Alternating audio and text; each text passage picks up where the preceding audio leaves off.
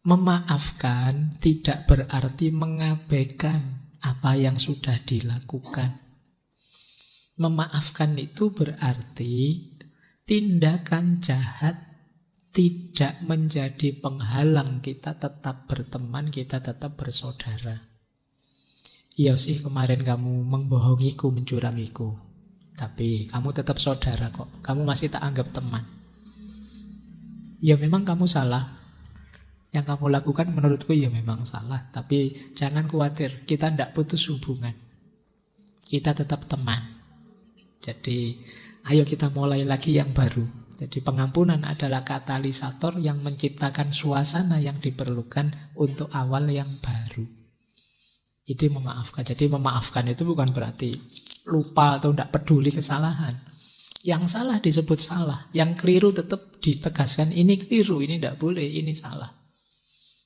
Meskipun begitu kamu tetap temanku kok, kamu tetap saudaraku kok, kamu tetap sahabatku. Tapi yang kamu lakukan itu salah.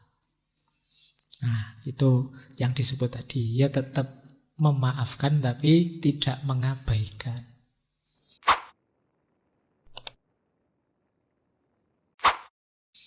Prakteknya sekarang. Kalau tadi diawali dari prinsip-prinsip hidupnya, kemudian persyaratan-persyaratan damai, kemudian filosofinya, sekarang prakteknya bagaimana sih mudahnya yang non-violence itu. Nah, kata beliau gini loh. Rumus pertama, ayo kita latihan memaafkan. Jadi forgiveness. Dulu pernah kita kaji satu sesi berapa tahun yang lalu tentang filosofinya memaafkan. Forgiveness is not an occasional act, it is a constant attitude. Pemaaf itu bukan tindakan kolo-kolo, tindakan seketika, tapi ini satu perilaku yang instan, konstan, terus-menerus. Jadi pemaaf itu karakter. Jadi jadilah orang yang pemaaf. Sehingga mengalami cobaan, ujian, ditindas orang, disakiti orang, otomatis jiwa pemaafnya keluar. Meskipun tetap berjuang menghentikan tindakan kejelekan, keburukan tadi. Kata Martin Luther, dia yang tidak memiliki kekuatan untuk memaafkan, dia tidak memiliki kekuatan untuk mencintai. Jadi, kok kalian punya pasangan bilang, aku masih cinta padamu tapi tiada maaf bagimu. Ya itu bukan cinta namanya. Karena orang yang mencintai itu pasti pemaaf. Mudah memaklumi.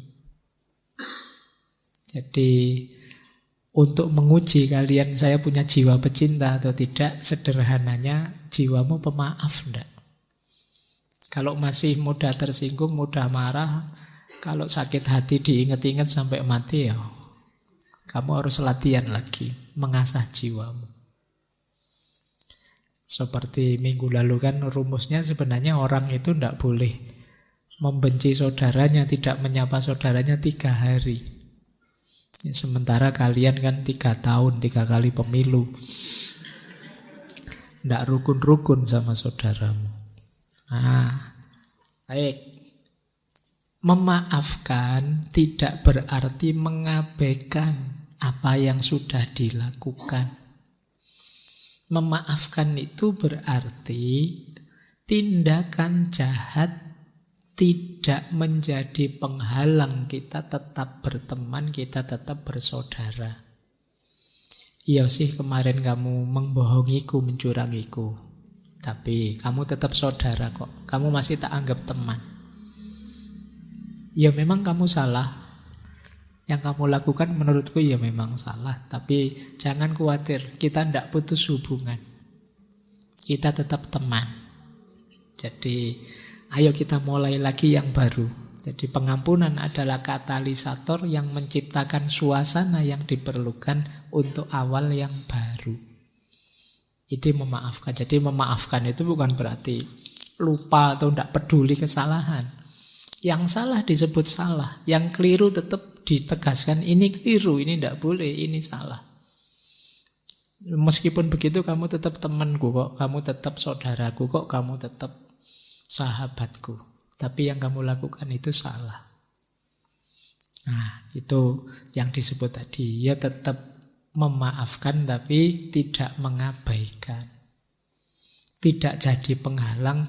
Kamu temanku kalau pas jujur saja ya. Kamu temanku kalau pas tulus saja ya. Kamu temanku tidak begitu. Ini namanya jiwa pemaaf. Ya memang tidak mudah sih melakukan kayak gini. Tapi ya harus latihan. Bukan demi siapa-siapa, demi dirimu sendiri. Kalian hidup di dunia ini cuma sekali, eman-eman kalau kamu rusak jiwamu. Baik, yang kedua, itu kan tips pertama. Tips kedua, untuk kita mudah hidup damai, mari berorientasi melayani.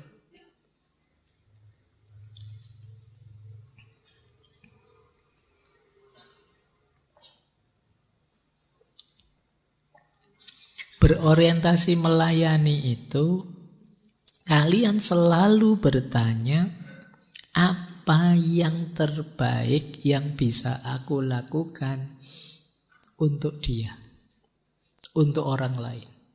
Ini mirip dulu seperti ketika belajar ketika etika wajah. Jadi etika wajah itu ketemu orang, wajahnya siapa, itu yang muncul di kepalamu adalah apa yang terbaik bisa aku lakukan untuknya. Misalnya ada temanmu yang ngaji malam hari ini tiba-tiba ngantuk dekelak-dekeluk. Apa yang terbaik untuk diri temanku yang ngantuk ini? Mungkin dia perlu bahu untuk bersandar. Kamu kasih bahumu. Nah, ini namanya melayani. Yo, meskipun nanti pulang-pulang pundakmu basah karena iler ya. Jadi ini namanya orientasi melayani. Jadi ketemu siapapun di momen apapun, pertanyaan yang muncul di kepalamu, apa yang bisa aku berikan padanya yang terbaik, yang kira-kira membuat dia senang, membuat dia bahagia.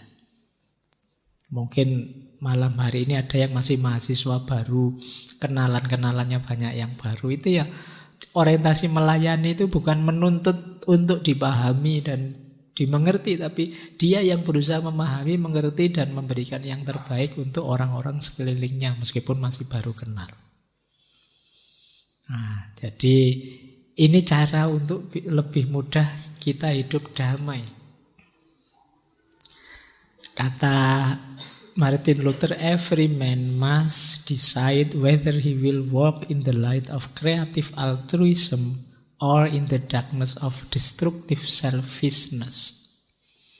Ini kalau yang slide ini mohon maaf lupa belum tak terjemah.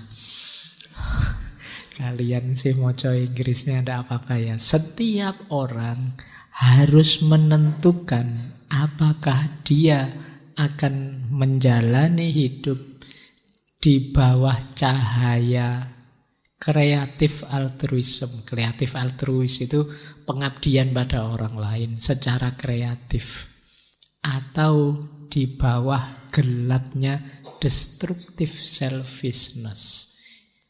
Jadi egoisme, rasa ingin enak sendiri yang merusak. Jadi kamu tinggal milih mau jadi orang egois, ingin enak sendiri, atau altruis, berbagi kebahagiaan dengan yang lain.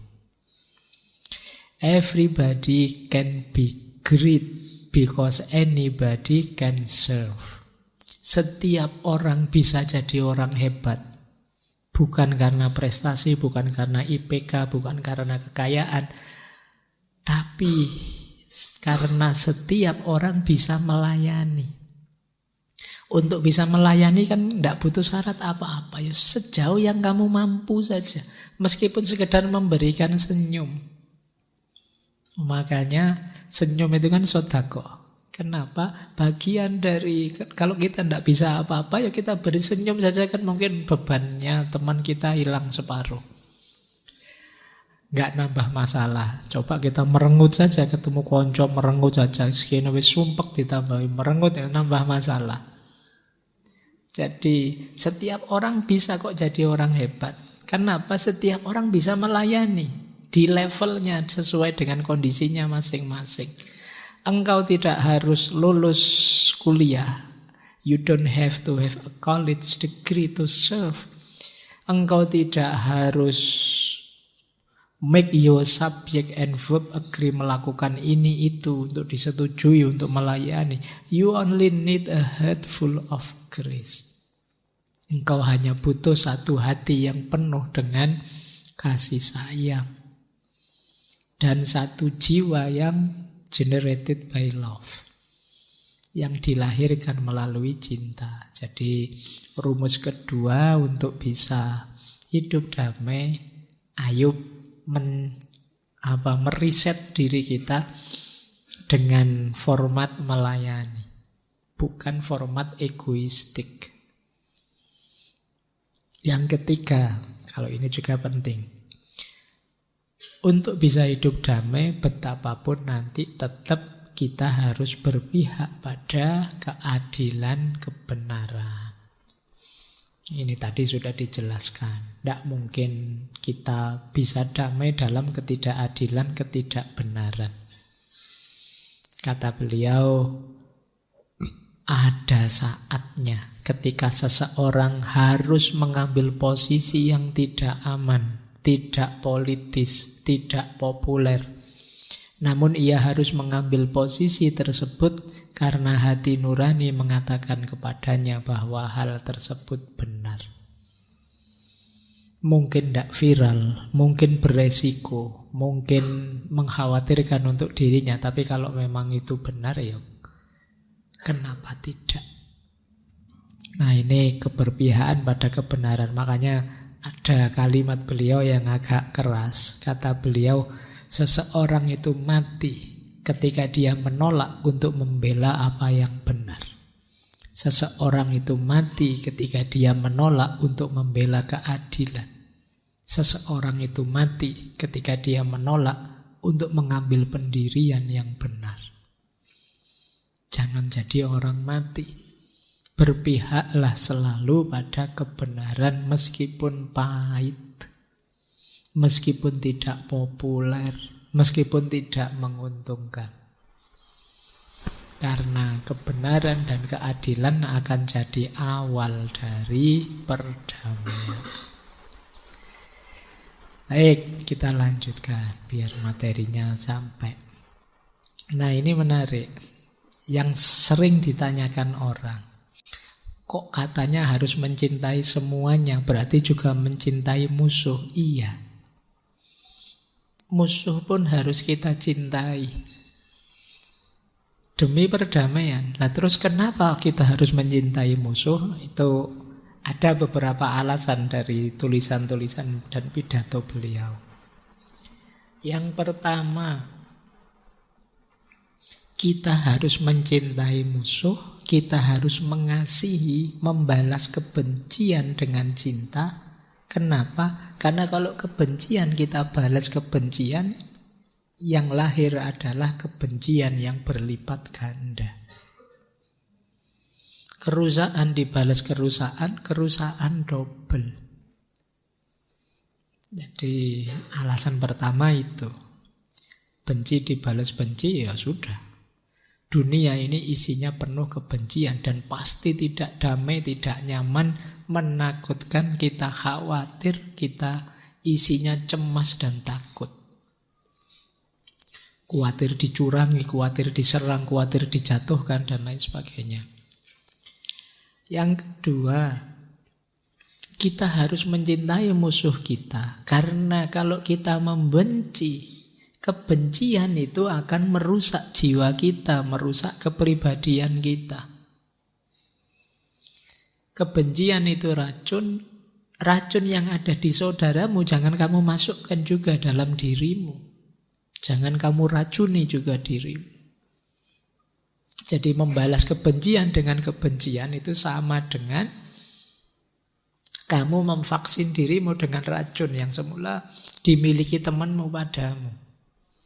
Dan ini merusak.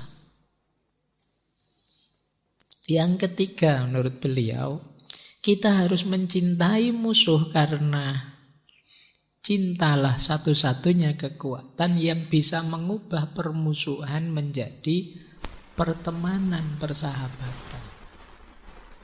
Jadi antara kebencian kita lawan dengan kebencian, kekerasan kita lawan dengan kekerasan, dengan kebencian kita lawan dengan cinta, kekerasan kita lawan dengan kasih sayang, hasilnya secara luas di ranah sosial, budaya, mungkin juga politik, tentu saja jauh lebih positif kalau kebencian dilawan dengan cinta. Tapi kan tidak puas Pak, tidak lego Pak, tidak seger Pak, mungkin bahasamu begitu. Enak dia ada senang-senangnya, kita yang berkorban. Iya memang untuk mewujudkan perdamaian untuk semua, seperti tadi di awal, kadang memang perlu pengorbanan. Kalau tidak ada yang mau berkorban, ya wes nanti ya berat kehidupan bersama kita. Dan yang keempat, kita harus mengasihi musuh kita karena dalam cinta, dalam kasih sayang, kita akan jauh lebih dekat dengan Tuhan. Kita akan jauh lebih kenal Tuhan. Ini yang kalau teman-teman banyak mengikuti Mahabbatullah akan ketemu jawaban yang terakhir ini. Bagaimana dalam cinta ada Tuhan, dalam Tuhan ada cinta. Baik. Nah, ini yang banyak ditanyakan tentang Martin Luther. Loh, katanya cinta dengan cinta, mengasihi musuh, kok melakukan aksi-aksi macam-macam. Pawai, mogok, dan lain sebagainya. Ini jawaban beliau.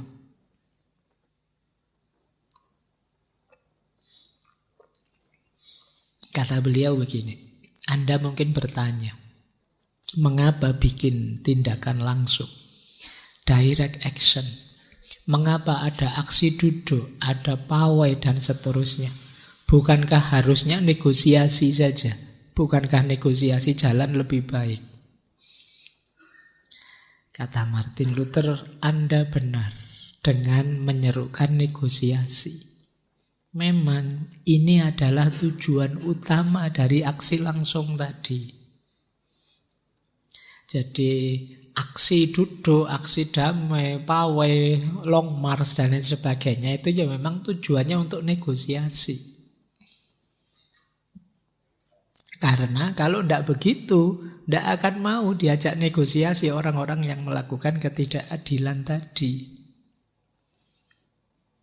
Aksi langsung tanpa kekerasan itu memang menciptakan krisis, memupuk ketegangan.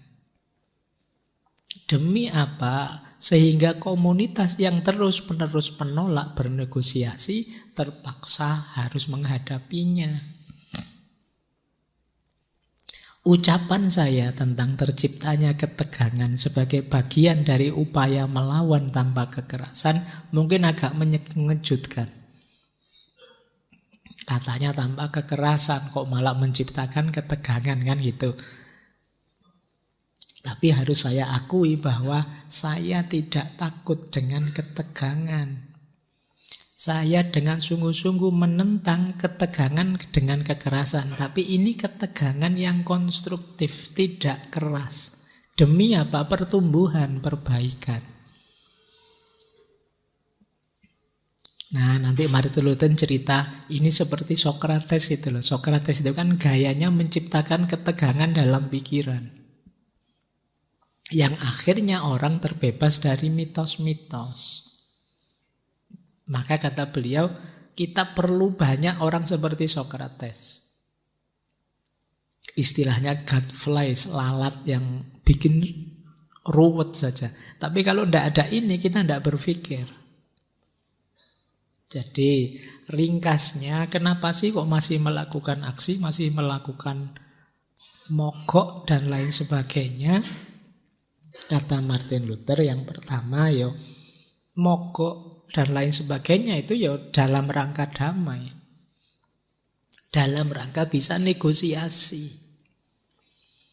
Biar orang yang tidak adil itu sadar. Kalimat lengkapnya nanti begini loh. Kita tahu melalui pengalaman yang menyakitkan bahwa kebebasan tidak pernah diberikan secara sukarela oleh yang menindas. Makanya harus dituntut oleh yang tertindas. Yang menindas sedang enak. Tidak mungkin dia sadar begitu saja. Harus disenggol. Nyenggolnya tidak lewat keras, dipukuli, diserbu, enggak, dengan unjuk rasa saja. Kalau tidak begitu mereka tidak mau diajak berunding, diajak bernegosiasi. Jadi kalau ada yang tanya, katanya anti kekerasan kok masih demo, kok masih aksi. Aksi tadi dalam rangka biar sadar orang-orang yang menindas kemudian bisa berunding bersama. Jadi arahnya ke sana. Baik. Nah, ini menarik. Saya tambah satu materi lagi untuk bahan renungan. Jadi di mana posisi Tuhan dalam perdamaian? Kata Martin Luther begini, Tuhan menyertai semua yang kita lakukan untuk perdamaian. Tuhanlah yang memberi kita keberanian, memperkuat suara kita untuk keadilan, membuka diri kita untuk cinta dan belas kasih yang besar, menjernihkan pikiran dan jiwa kita dari gangguan, membantu kita fokus pada apa yang Dia ingin kita lakukan. Jadi yang pertama, tentu saja kesadaran tadi tentang perdamaian, cinta dan lain sebagainya sumbernya tetap dari Tuhan. Tidak dari siapa-siapa. Karena Tuhanlah yang mengamanatkan perdamaian itu. Yang kedua, Tuhan tidak menuntut kita untuk jadi pahlawan super yang membawa perdamaian di muka bumi. Dia hanya menuntut kita untuk setia pada tugas itu, melakukan semua yang kita bisa. Jadi kita itu tidak kok terus jadi hero yang wah ini tokoh perdamaian. Bukan itu. Pokoknya kita lakukan saja semampu kita. Itu saja, Tuhan hanya minta itu kok. Urusan berhasil atau tidak kembali lagi sepenuhnya urusannya Tuhan. Jadi maka jangan berjuang kayak gitu sampai demo-demo akhirnya tidak sukses. Hari ini masih banyak rasisme. Itu sudah urusannya Tuhan. Yang kita lakukan semaksimal mungkin sudah kita lakukan. Hasilnya apa? Kembalikan ke Tuhan lagi. Jadi ini cara memposisikan Tuhan dalam ranah perdamaian ini. Dan tidak usah khawatir. Seandainya kita menolak pun nanti pasti ada orang lain. Termasuk generasi-generasi yang akan datang. Yang oleh Allah juga dibuka hatinya untuk mewujudkan perdamaian ini. Mungkin juga nanti kita berjuang, kita tidak tahu hasilnya. Bisa saja begitu, kata Martin Luther. Dan menarik, Martin Luther ini nanti justru setelah meninggal dapat beberapa penghargaan. Jadi dia tidak tahu bahwa perjuangannya berhasil. Memang sepenuhnya beliau kembalikan ke Tuhan. Jadi baik, ini positioning Tuhan dalam perdamaian. Oke, terakhir. Ini pesan beliau menarik. If I cannot do great thing, I can do small thing in a great way. Kalau aku tidak bisa melakukan hal-hal besar, aku akan melakukan hal-hal kecil saja tapi dengan cara yang besar. Dengan cara yang luar biasa. Jadi jangan dilihat jenis tindakannya, kegiatannya. Lihat juga cara melakukannya. Meskipun sekedar tiap Rebo ikut ngaji, duduk di pojok di belakang, tapi dengan tekun mencatat, mengingat-ingat, jadi small thing tapi in a great way. Dan itu pasti nanti buahnya juga luar biasa. Jadi tidak harus bikin revolusi besar, tidak. Mungkin kecil-kecil saja, tapi kalau bahasa kemarinnya kita istiqomai, kita lakukan dengan cara yang luar biasa, hasilnya juga insya Allah bisa luar biasa. If I cannot do great thing, I can do small thing in a great way. Maka teman-teman tidak perlu minder, Pak, kebiasaan saya cuma sedikit, kemampuan saya cuma kecil-kecil, tidak masalah. Yang kecil-kecil itu kamu istiqomah akan jadi luar biasa. Berarti melakukan hal kecil tapi dengan cara great way, dengan jalan yang luar biasa. Baik, saya kira itu ya untuk malam hari ini, tentang perdamaian dari Martin Luther King Junior. Semoga sedikit-sedikit ada yang nyantol dari 1 bulan ini, paling tidak membentuk mentalitasmu biar tidak seneng yang keras-keras, sebelum nanti datang tahun yang agak keras tahun depan. Ya, oke, insya Allah kita puncai tema kita minggu depan ya di Mahatma Gandhi. Yo, seperti janji saya dulu, minggu depan minggu kelima. Kalau di minggu kelima mungkin kita nanti sambil ngobrol-ngobrol sebentar. Materinya tidak full 2 jam. Saya akhiri sekian, kurang lebihnya mohon maaf. Wassalamualaikum warahmatullahi wabarakatuh.